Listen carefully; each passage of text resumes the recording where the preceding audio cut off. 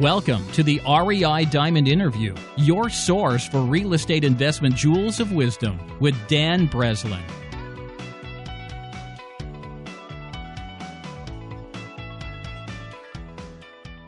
Welcome to the REI Diamonds episode number 26 with Ori Feibush on sheriff sales, new construction, and Philadelphia. I am Dan Breslin, and on the REI Diamonds podcast, I invite world-class guests to share their valuable experience as it relates to real estate investing. In short, the information you're about to hear can make you money. Today's episode's guest is Ori Feibush, and he is the founder and president of OCF Realty. And I guess it was about, it must be 10 years almost now. I remember seeing the OCF Realty signs popping up all over Philadelphia. I'm thinking, wow, I wonder what's going on with this. And then over the course of time, Ori has a reputation for making waves with his development projects in South Philadelphia. At least from my perception, he's been an instrumental force in the gentrification of South Philadelphia there, and I'm sure we'll get into some of that as well. But enough about the introduction. Welcome to the call, Ori. Thank you for having me. You got it. So, the question that usually burns when we start the interview off, burns in everybody's mind,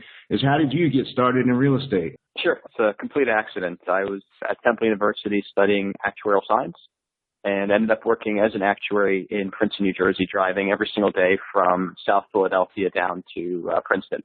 I had moved to South Philadelphia truly because it was an area that I could afford. I moved into a one-bedroom, maybe two-bedroom if you're being generous for my closet. It was living in an area very candidly that had a lot of challenges. I got involved in real estate just like many people get involved in their communities on their block. I was, fixing up some vacant lots. I was, helping neighbors with fencing, things of that nature. And started buying, sounds like a big deal to buy a home now, but at the time you were talking very few dollars, and started buying vacant lots and abandoned properties on my block, really with just the goal of fixing up a little pocket of the world where I lived in. At the same time, I hated driving to Princeton, New Jersey every single day, and started to see an opportunity to create, on one hand, a business, and on the other hand, create an environment where I could really make a world of difference in my little pocket of the world. So it was one of those rare instances where I found something that I was good at that could actually make a difference in the community and also could pay the bills. Cool. Just so you know, our audience is somewhat national, but the majority of the listeners are going to be in the Philadelphia region. So I may bring some things to the attention and circle back around for the national audience. But let's give our listeners a perspective. If somebody doesn't know who you are and they haven't seen the signs, how long have you been in the business full time, and when did you graduate Temple? I graduated in 2006 and have been in the real estate business ever since. I started out exclusively as a property manager doing third-party leasing for other individuals, helping individuals with literally leaky roofs, broken toilets, whatever it may be.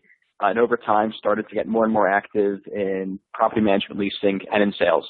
About 6-7 years ago, I started to get a lot more active in development. At the time, all development meant was taking a couple of abandoned, derelict, vacant lots and turning them into a couple of homes. And over the years, have continued to apply the resources and the knowledge that we've acquired to build quite a few homes, almost exclusively in one specific pocket of the city, an area known as Point Breeze. And for those not familiar, it's the southern part of Philadelphia, an area that 100 years ago, even 80 years ago, was incredibly vibrant, incredibly active, and unfortunately over the last 50 or 60 years has fallen into quite a bit of decay. And it's an area that we really focused on, again, a combination of business savviness and altruism, and combining those to create a lot of local jobs, create a lot of activity and life and vitality in the neighborhood while also creating a business around it. So this area, Point Breeze, is south of Washington Avenue, and Washington Avenue has been historically, at least in my lifetime, it's kind of like the line for like the Society Hill and the redevelopment and gentrifying areas coming south out of Center City. And your activities with changing the neighborhood, it was an accident getting into it. Can you just describe some of the process and some of these like big thoughts and risks that you felt like you took along the way to kind of like help the push and really get the development rolling in that neighborhood, Ori? Yeah, absolutely. It's no secret that running a business anywhere is a very, very difficult venture, regardless of whether it's real estate or daycares or selling widgets. And in Philadelphia, there's a lot of political risk and a lot of political challenges. There's a significant desire to maintain the status quo, and I don't mean demographically. I mean in terms of sort of the political capital and the political process. And when I moved to Point Breeze and when I started doing some limited development, I was expecting some very, very positive feedback. We opened up the first new business on a commercial corridor that hadn't seen new businesses in so many years, and the feedback I was anticipating was, hey, this is awesome. Let's keep doing it. And unfortunately, the feedback was quite different. There was always a couple of individuals who want things to stay exactly the way they are. In Philadelphia, that's generally the politicians. And that was no different in the area that I was building. So one perfect example, the coffee shop, one of the first coffee shops that we opened in that neighborhood, the premise behind the coffee shop was sort of a modern day watering hole, an opportunity to bring older and younger residents together, a place where they could share ideas and meet each other, was met by resistance by a couple of individuals who, I can't make this up, argued that coffee kills people and fought tooth and nail to prevent our coffee shop, mind you, the first new business that would have opened there in 60 years from opening, specifically under the premise that coffee kills people. And it's no laughing matter. It took us 3 years to open up that establishment, specifically because of that opposition. To kind of see at some of the things you've built now, Ori, and to think you had that kind of opposition, rolling forward through that period of time is kind of amazing to me. I'm surprised that it took that long just to get the approval for a coffee shop. That's something else. Yeah, and it's not just a coffee shop. We built a space, or tried to build a space that would have been the first new construction commercial space in that community, and it was the exact same process, unfortunately. You had a scenario where 95% of the community was excited to see, in this case, it would have been the first pharmacy. It would have been some real vitality and some eyes on the street. And a couple of individuals, unfortunately, didn't want to see it. And it's one of the challenges that you run into when trying to develop in a neighborhood, or even in a city specifically like Philadelphia, where there isn't any set framework or plan of what's expected. You're going as a developer before a community and you're asking for their opinion of what they would like to see.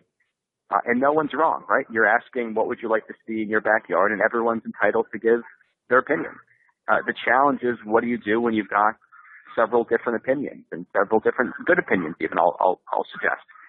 And somebody's not going to be happy. And, hopefully you're in an environment where you can build consensus and everyone can coalesce around one idea, but that's not always the case. In the situation with, the pharmacy that we'd hoped to build at Point Breeze and Titan, for example, again, the first new construction commercial space on that corridor, and certainly both of our lifetimes, probably, many decades before that, we got tied up in bureaucracy and red tape and really, hardship for the community to try to take that off the ground. This has not been one of those, spend dollars and it'll work itself out. This has been in the trenches, meeting with neighbor after neighbor after neighbor, working to build, a lot of political capital and consensus to try to move forward a neighborhood that the politicians and a lot of the establishment wants to maintain the way it is. That's amazing, because we're talking about a neighborhood. I mean, when you say, there hasn't been, new construction there, I'm out here in Chicago, so there's neighborhoods where maybe there wasn't a lot of new construction. There's a ton of that going on now. I don't know if, the way you're describing the situation and the condition of the neighborhood, I mean, we had a lot of blight in the neighborhood. There was a lot of vacant lots, vacant properties. I mean, some of them that I've taken a look at to buy myself in that neighborhood, Ori, if there's two front walls standing, there's steps going up to the door, but if you open the door and there's even a lockbox on there, you see there's nothing else but the front facade with a lockbox on there. The entire building has crumbled into the basement. I mean, to say that there hasn't been new construction is you're not even doing justice to the, the difference that you're talking about bringing to that neighborhood. Just so that we can kind of give people a background, even myself, Ori, can you describe a lot of the different enterprises and businesses and things that you've kind of specialized in and built up over your career here? Sure. On the most basic level, my office has been involved in creating jobs. We've been active in opening up businesses from bars and restaurants to coffee shops. And on the other hand, we've been involved in building a lot of homes, mixed-use development and commercial spaces and effectively anything that could be positive in the pocket that we were developing. So, it's not a one-size-fits-all. Some areas, residential makes a ton of sense. Other areas, mixed use or some, combination of residential and commercial. And, we're really trying to work to, correct and affect a broken planning system in a city that doesn't want to move forward into bring vitality and excitement to the area. I mean, I'll give you one example. I'm not sure how familiar you are with some of our developments, but I spent the last 4 years trying to redevelop the old John Wanamaker horseshoe factory at 20th and Morton Street. It's a large abandoned building that's been abandoned for 60, 70 years at this point. And, at the turn of the century, it was literally manufacturing horseshoes. So it's not an industry that's viable today. Neither you nor I would open up a horseshoe factory. Unfortunately, we wouldn't open up any of the legal uses beyond horseshoes. So it's, legally, zoned for a marina, which doesn't make a whole lot of sense because it's miles from water. It's legally zoned for a lead smelting facility, for a sewage plant, for a bunch of sort of strange, uses that made a ton of sense 100 years ago, the last time the zoning code was touched. And the challenge that I have as somebody who is forward-thinking and who's eager to rebuild a neighborhood is that warehouse sits in the middle of an otherwise completely intact residential community. It separates the commercial corridors further down to the west from the residential community and ensures that effectively no development and no activity can happen. So it's, on one hand, a development opportunity for me, right? It's a chance to build several dozen new homes and bring new families to the community. But on the other hand, it's an opportunity to correct, 100 years of poor planning and, backward bureaucracy. And so for us, when I talk about altruism and opportunity to do a lot of things, here's a chance to eliminate blight, to correct years of poor planning, and also really effectively change the neighborhood in an incredibly positive way. And we're able to do that with zero displacement. You mentioned the word gentrification a couple of times. It's a word that's rather taboo, but here's an opportunity to revitalize a neighborhood without any displacement. Being able to restore commercial corridors, rebuild homes, build new construction, and create jobs for the community without a single person being displaced. And that's obviously the win and the goal for every development. Yeah, and if a development, the way you just described, was to take place, it would do nothing but increase the values of the neighborhood and the homeowners who have owned properties in that neighborhood, certainly for the next several blocks around that area as well. What a challenge. Yeah, no, but look, it's something that we look forward to. Real estate development is certainly not for the faint of heart, but in the same breath, to be able to build and develop and create jobs in a neighborhood that you live, that's awesome, and it's fun. So let's dive deep into that deal, if we could, just some of the specifics. I mean, is this something that another property owner would actually have, and you would be putting, an agreement together, or is this actually a property that you bought and closed on and then worked for the rezoning? Everything is different. For the particular property I just mentioned, I had put it under contract with a zoning contingency. For those not familiar with real estate, what that means is that recognizing you can't legally build anything that's intuitive, I put it under contract, subject to getting relief from the city of Philadelphia to build housing, to build something that was productive and positive. The challenge is that after a year and a half of red tape, the owner basically said, either put up your money or walk away. And we ended up buying the property without the approvals, without the relief that we were seeking. In other projects, it's a little bit different. We're putting properties under contract and going through, the process for approvals and relief to build other things that make sense. And we have the opportunity to go through that process without actually closing. So I'd love to say it's one size fits all, but every single real estate transaction is unique and brings its own challenge to the table. Interesting. Can we go back in time a little bit, Ori, and talk about the first deal that you actually developed? Yeah, absolutely. That deal is far too generous of a word. I was living across from an abandoned property. I couldn't convince any of the clients in my office to develop it, to fix it up, because it was in an area that they didn't necessarily feel comfortable with. I ended up buying the building myself and fixing it up. So most of my early developments came when I was not a developer, but came from the premise that I was trying to fix up the very little world that I lived in, literally the block that I was on. It was all by design to improve my streetscape, to create a better life for myself and for my neighbors, and from that grew the real estate business. But I never went into this to be a real estate developer. There's no one in my family that's in the real estate business at all. This happened purely, by happenstance here, by the desire to fix things, to make them better, to improve.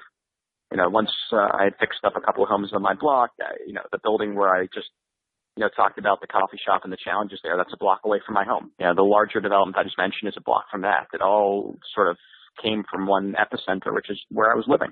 And it all came out of the need to fill in and fix an area where the city had completely neglected. I live and work in a city that does everything backwards, where, if you're not going to fix things up yourself, they're going to stay the same status quo that they are now. Interesting. So I remember a few years ago, and correct me, I may have the details slightly skewed, but I remember reading an article in the newspaper about a certain vacant lot or a certain corner down near the coffee shop where you had, at your own cost, taken it upon yourself to remove the trash and basically turn this eyesore into something that was presentable. And I don't remember exactly what it was you did, but I imagine it was at your own cost. And I think it was not even a piece of property that you owned, and the city or somebody had actually wanted you to return the trash to the lot. Am I getting the details right? Yeah, I mean, so in the city of Philadelphia, the city itself is the largest landowner of scattered vacant lots. They own one of every 3 blighting properties. And we can talk about the politics of that another day, but from a very basic standpoint,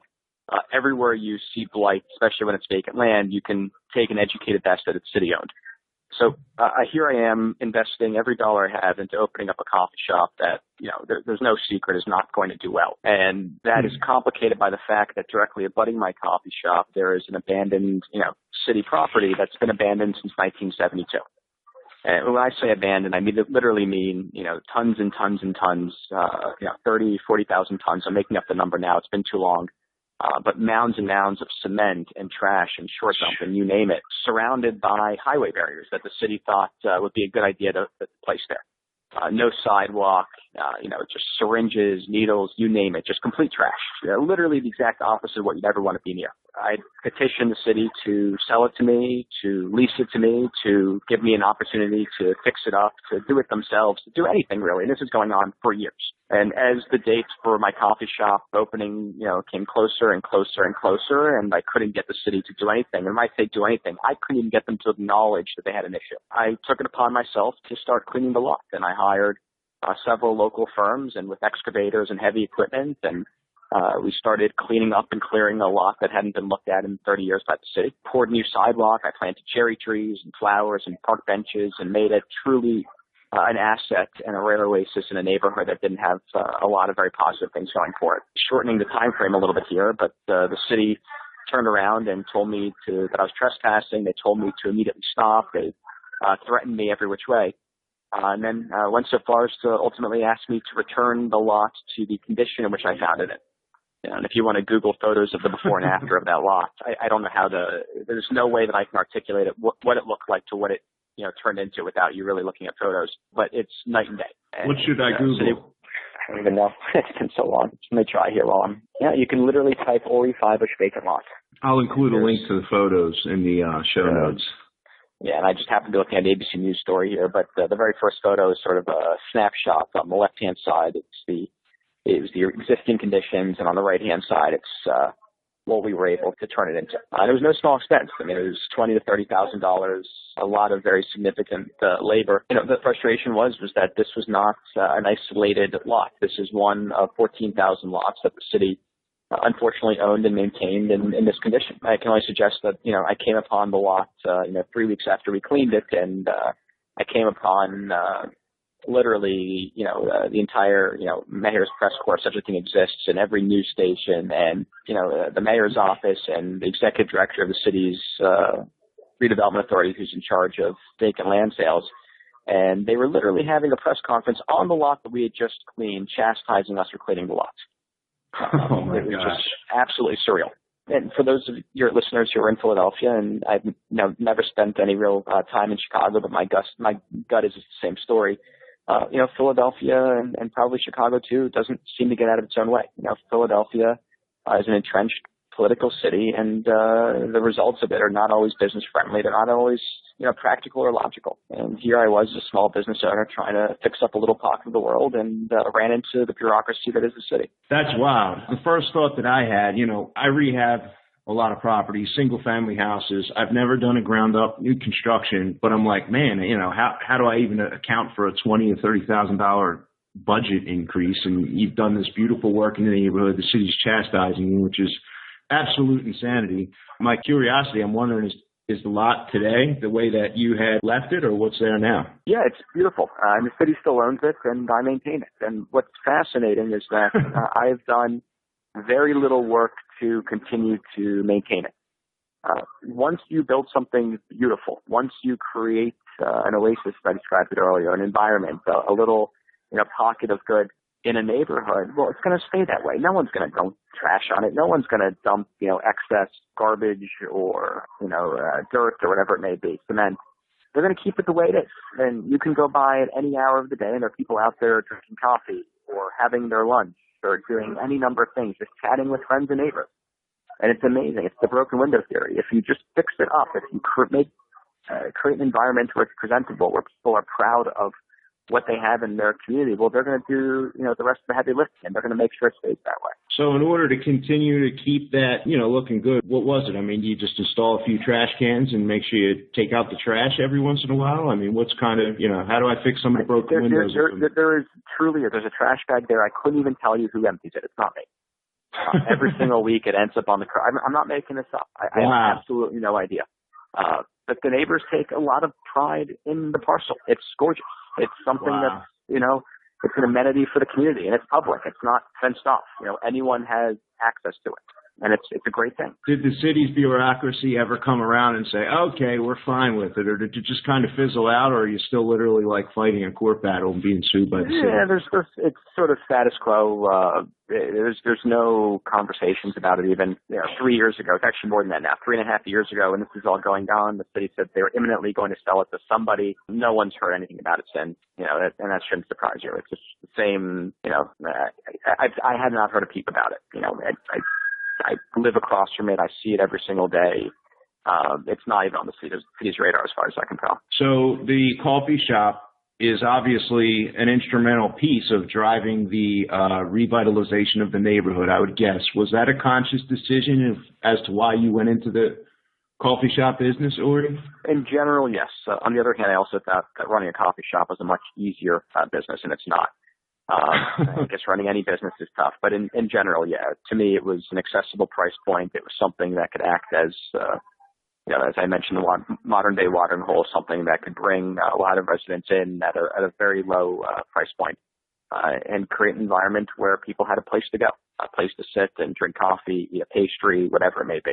By no means is coffee going to change the world, but for that little pocket, it did a lot of good to bring a lot of people together. Interesting. Do you also personally own or operate any other businesses in the neighborhood to help drive that, or is the coffee shop pretty much yours and then you were... In that specific neighborhood, that's the only business that we own and run. I have a community center across the street that I fund, but I'm not involved in the day-to-day operations of that. In addition, there's some additional small businesses that my office subsidizes and provides grants for to really give them a fighting chance until there's a larger customer base in the neighborhood. So let's shift gears here a little bit. It's kind of still on the same topic, obviously, because we were talking about, the land parcels in the city. You said there's like 15,000 vacants. And, yep. I mean, is there some sort of program or some sort of push in Philadelphia to get this land changing hands, to have like a land disposition action being taken? I mean, on paper, there's a lot of talk about it. In practice, nothing's going on. The challenge in Philadelphia is that while we have a strong executive branch, you also have a very strong city council. And the members on city council, the district members specifically, have a lot of incentive to maintain the status quo, certainly some of them at least. From their perspective, they look at a lot of vacant lots as a political chip, as an opportunity to provide support to political contributors and other individuals who are generally supportive of the campaigns. So they do not have any willingness or eagerness to sell off those lots to eliminate blight, to bring in tax revenue to the city, et cetera. So it's a little counterintuitive, but unfortunately that is the realities on the ground. Do you have count, or have you lost count of how many like new construction developments you've done? Lots? We've done, it's been several hundred. I couldn't tell you the exact number. Hundreds. And mind you, that's not specifically, OCF is the owner of the property. That's us representing other individuals, going through the process, et cetera. So we may be the face of the development, but that may be the extent of it in many cases, where we're helping other individuals navigate the process here. So where are we at? Hundreds of developments for other clients. This is an interesting point. One of my goals, because, with my real estate investing activities, not quite to the same level that you've accomplished, but I'd like to make a greater impact as well in the neighborhoods where my activities are. So if you were talking to me or another listener that maybe had the same goal of getting into some new development, new construction, how would you talk me into it, or what would be like my best course of action, would you say? Yeah, so this is a local business, as I'm sure you'd agree to. So, if you're going to get into the real estate business, you really have to learn your block and the neighborhood in which you're looking to invest in. I'm sure, Chicago is just like Philadelphia, and every block is very unique. And really spending the time learning from very candidly other people's mistakes, going to community meetings, going to the zoning board, not once you're an applicant, once, your livelihood is on the line, but just as a participant, as somebody who, an observer is what I meant to say, not a participant.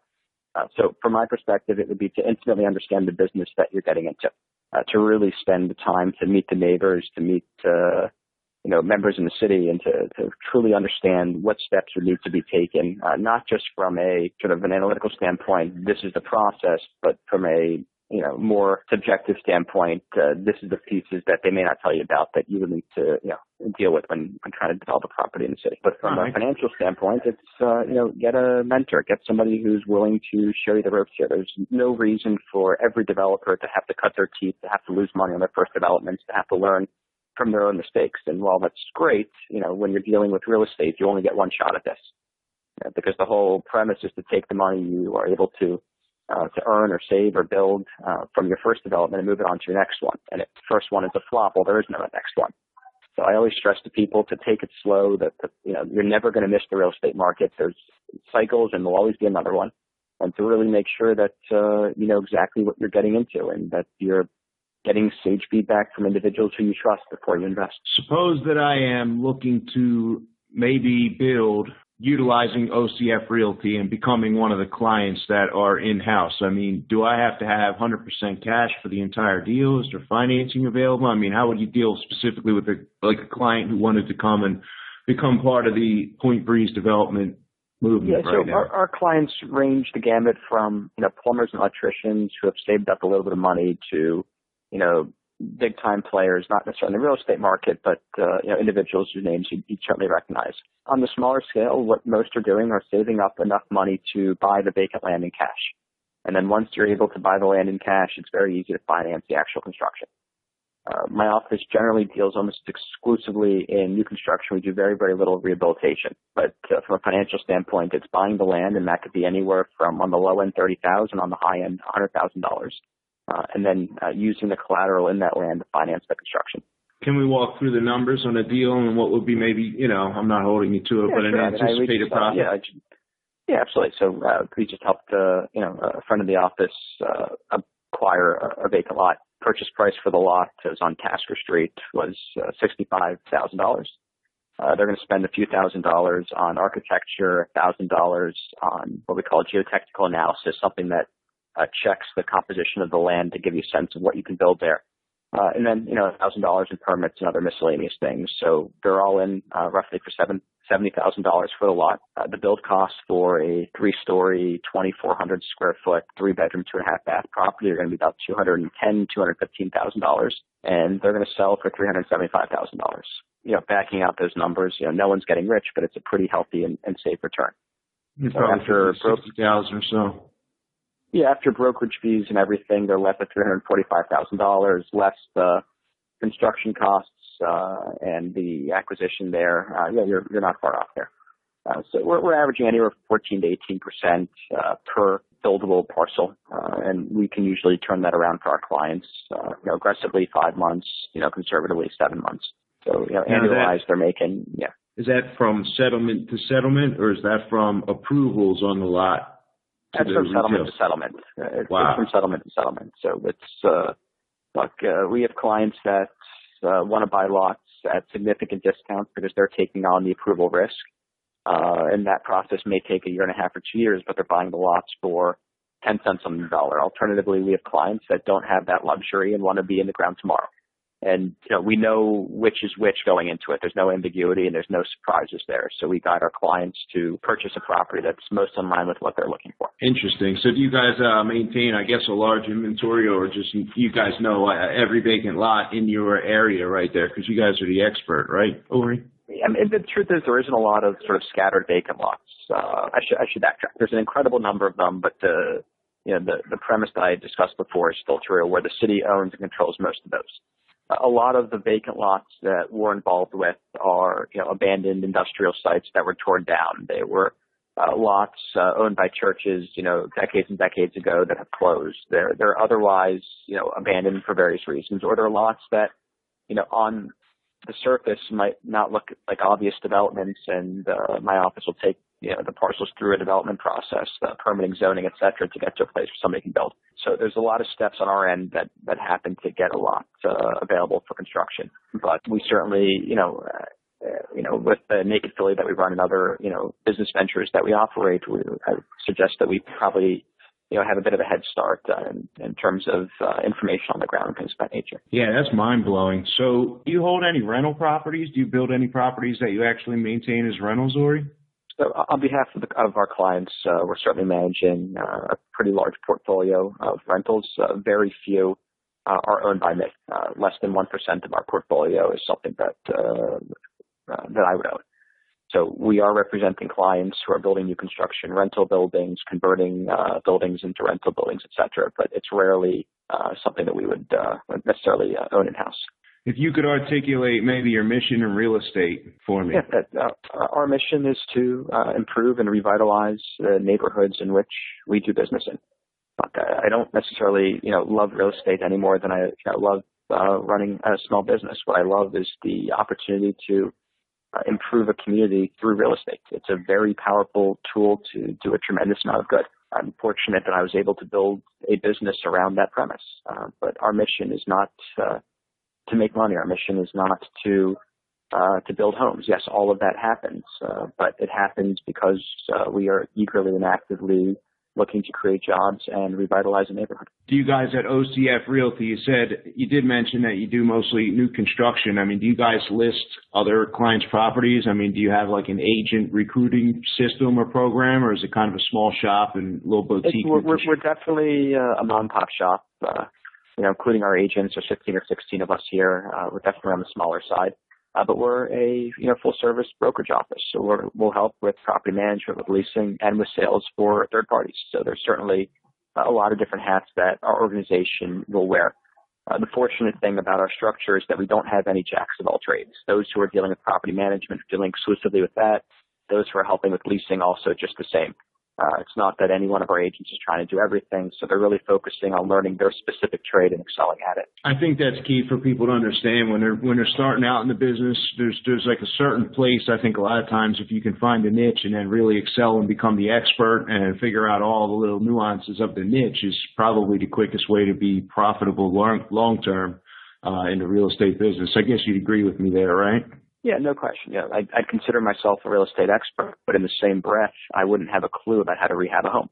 It's a totally different business than I'm in. It might seem silly, but we are so focused on doing what we do and doing it well that, we're not sort of general practitioners in this. We're absolute experts and surgeons at a very specific field.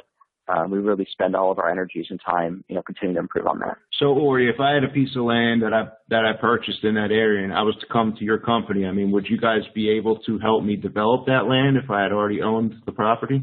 Yeah, absolutely. I mean, it's very much within what we do on a daily basis for so many of our clients. But that is our MO. It's helping individuals go through what can seem like a daunting process to ultimately get to a place where they have a sellable or rentable parcel. I'm going to shift gears here a little bit, and I'm going to ask your opinion, or if you have any experience with sheriff sales in Philadelphia. Sure. Historically, sheriff sales created a lot of opportunity for buyers and investors to pick up real estate that had previously been tax delinquent or otherwise. It's no longer the case. I used to go to 4 or 5 sheriff sales in Philadelphia a month. I rarely ever go to them now. The challenge is that, unfortunately, when you buy a property that has some type of municipal lien, whether that be taxes or water or gas, it's very difficult, if not impossible, to get clear title on the property for a long period of time. And that long period of time is a bit arbitrary. There's no statute that determines what it is. So at a minimum, you're waiting a year after you get the deed, and the deed itself could take 6 months to fall into your lap, to have the opportunity to find out if the property is insurable. So you're putting up 100% of the money, and you might wait 18 months to find out that you can't build on the property because you can't get title insurance and you can't get financing. That doesn't hold true for the mortgage sales, but certainly for all the municipal sales that are there.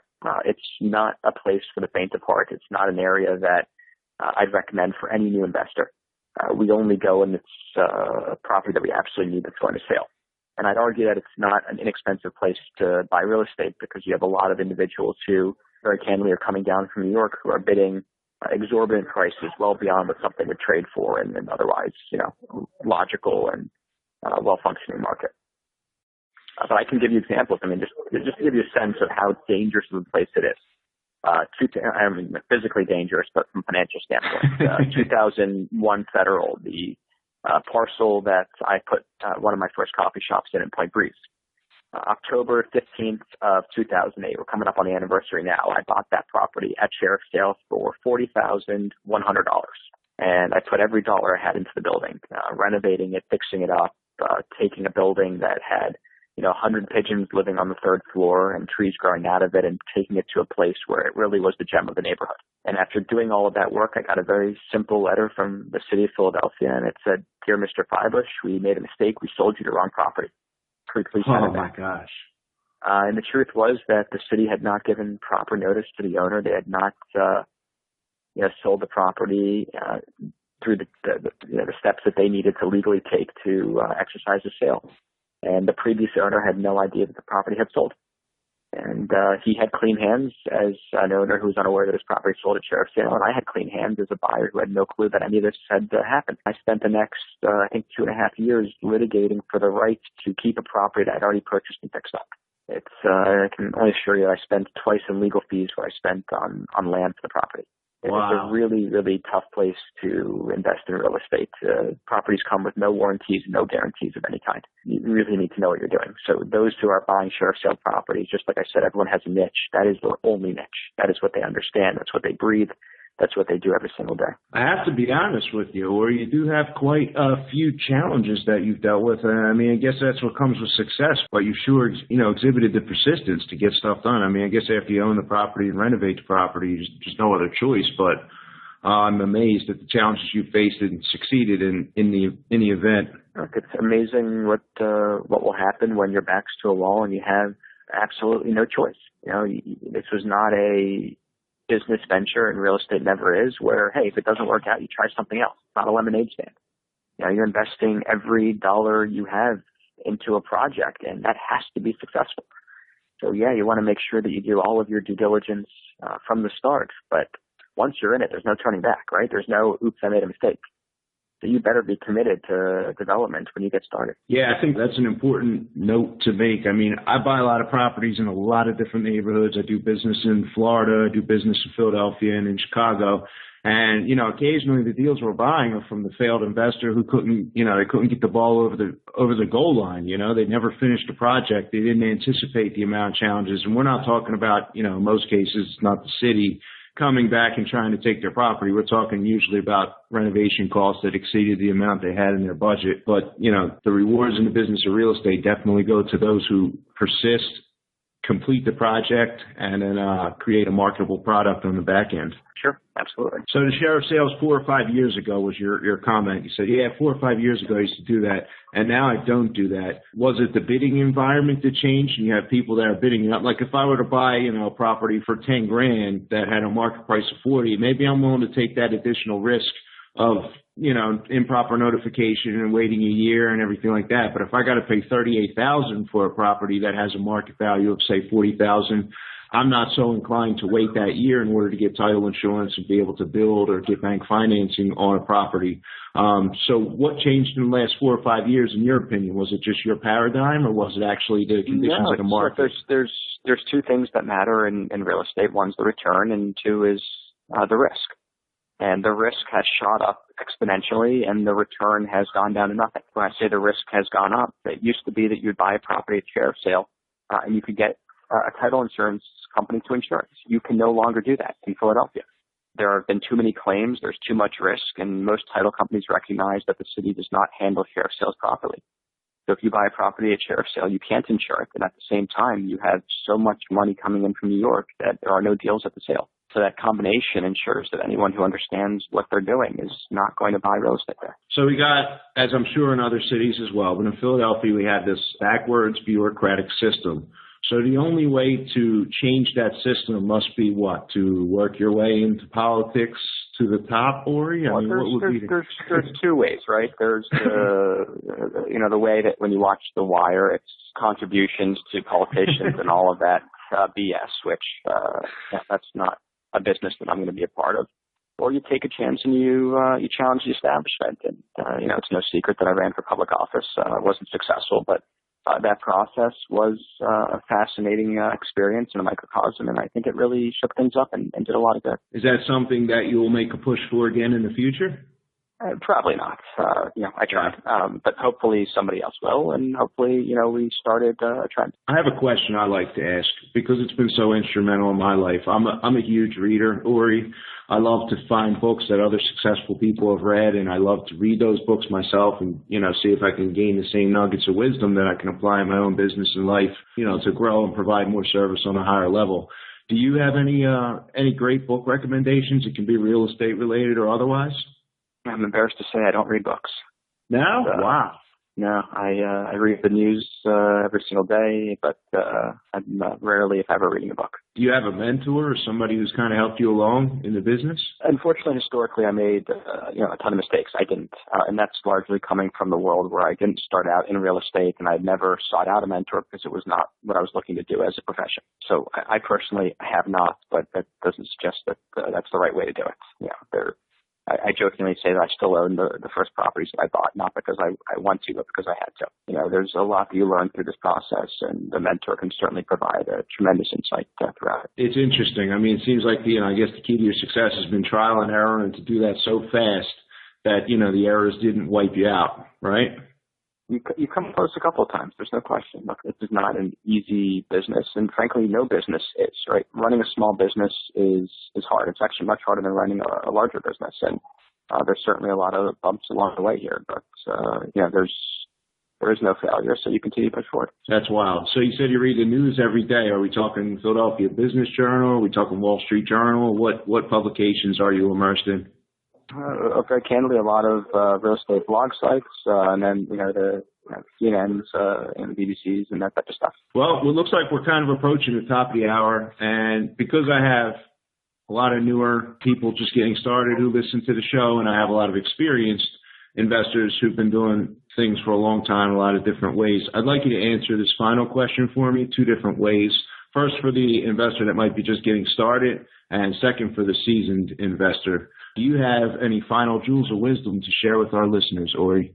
Sure, and this goes for both the groups that you just mentioned here. Real estate developers in general, those who want to invest in real estate, obviously have some type of bug where they desperately want to invest. And the investment's not always there, and it's sometimes okay to not pull the trigger. It's okay to not buy a property. It's okay to sit it out. Some of the best deals we've ever made are the ones that we never made. I can't stress enough that when you force a project, when you move the numbers to make it work, when you massage the returns, you end up in a situation where you regret ever making the deal. And the right deal the right deal is the deal that you can't say no to, not the deal that you're forcing, that you're making, that you're convincing yourself you should do. Well said. And I know I said that was the last question, but I want to get your take on the new construction or the business cycle now. How long do you think we have? Are we talking the end of the year? Do you think that the cycle's got 2-3 more years in it? Or are we holding our breath wondering if the houses that are built are going to sell in a few months? Look, we're certainly at the top of the market. I don't know how long it will last for. I'm not seeing any indications that suggest in our market that the end is near, and that's less because of a lack of buyers, more just because there's a lack of supply. We're in an environment here where buyers continue to outstrip supply because of the challenges that exist in building this market here. I couldn't tell you if it's 2 more years or 3 more years. I'm not seeing any indications of this slowing down. I think there's some limited interest rate risk down the road here, but in general, from our perspective here, we've got another 18 to 24 months of a product to build and sell, and we're going full steam ahead here. I'm not seeing anything that suggests that we should start to pull in the reins. Well said. I want to ask you to elaborate on the interest rate risk. It's not a universal risk in the sense that there are certain areas and certain products that could actually benefit from interest rates going up. In other words, in the neighborhood in which I'm building, when interest rates dropped to the levels that they were in now, it became very affordable for individuals to buy properties, sort of what we call north and south of Washington Avenue, across the tracks. In other words, an area that has historically been, out of the reach of many of the buyers who are buying our properties suddenly could afford to buy homes in a more valuable area. It challenged the market that we were in. Because $100,000 in price difference is a big deal until you realize that interest rates are sub 4% and the carrying costs of the extra dollars that a buyer is spending is really quite small. So as interest rates started to trick back up, we had an environment where the absolute difference, the actual physical dollars between the neighborhood we were investing in and the more affluent areas became a lot more significant. We were actually able to see price increases, which I sort of explained that in a convoluted manner, but the market moved in an opposite direction of what you'd expect. Whereas the movement in interest rates created an environment where the product that we were selling, which was a more affordable product, became more and more in vogue and more in need for sort of the entry-level buyers in the market. So what you're saying is that as the interest rates potentially tick up again, then, we may see again where people are buying in the areas where you're building South Washington Avenue in the revitalizing district rather than the revitalized district at 100,000 more, right? Yeah, I mean, you would agree that, regardless of where interest rates have moved over the last few years, you haven't seen much movement in salaries. And that's, across every city, across every state. So, if interest rates move dramatically and people are still buying homes, well, that entire spectrum is shifting to a very specific type of home, a very specific market. I mean, the largest buyer of homes in our city is recent graduates. And they have a very specific income. And right now they're able to afford homes that I couldn't have afforded when I graduated because interest rates are so light. And as that interest rate goes up, it's going to create an environment where they're buying in a more specific area at a lower price point. But in general, interest rates going up is not a good thing for the real estate market, but there are certainly small pockets and opportunities that could exist if movement does start to occur. Interesting point. Did you have any other final thoughts here before we wrap up, Ori? No, I'm excited for the opportunity and certainly available for follow-up if there's any questions down the road.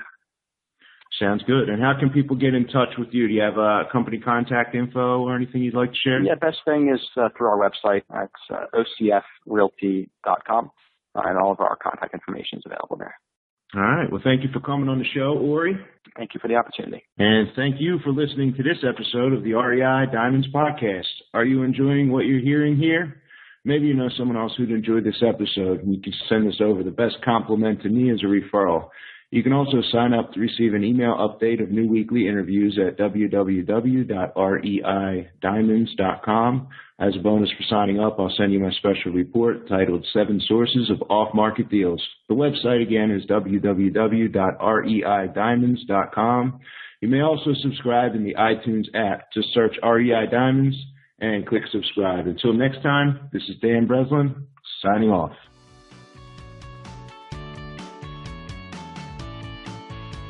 Thanks for listening to the REI Diamond Interview. To receive the REI Diamonds newsletter and interview monthly, sign up now at www.reidiamonds.com.